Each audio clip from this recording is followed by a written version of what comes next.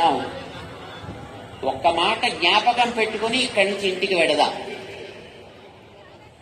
మన ఆలయాలు, అది చిన్న గ్రామంలో చెట్టు కింద ఉండేటటువంటి ఓ అమ్మవారి సన్నిధి అయినా, ఎప్పటి నుంచో వందల సంవత్సరాలుగా వస్తుండేటటువంటి ఒక పెద్ద ఆలయమైనా, అక్కడ జరిగే ఆరాధనాది విధానాలని నిర్ణయం చేసేటటువంటి ధార్మిక ఆచార్యులు, పెద్దలు ఉన్నారు. ఆదేశానికి విరుద్ధంగా అక్కడ ఏమీ జరగకూడదు. ఇది ఒకటి.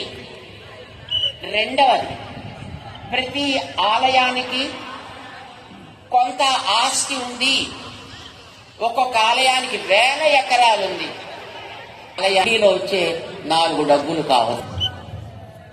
ఆ ఆస్తి ఈవేళ మనకి తరిగి కనిపిస్తోందంటే దాన్ని ఆక్రమించుకున్నటువంటి వాళ్ళు మధ్యలో ఎంతో మంది ఉన్నా 1996వ సంవత్సరంలో సుప్రీంకోర్టు ఒక నిర్ణయం చేసింది.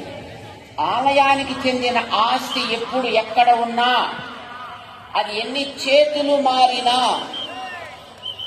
అది తిరిగి ఆలయానికే చెందించబడుతుంది. జై శ్రీరామ్. ఆక్రమించిన వాళ్ళ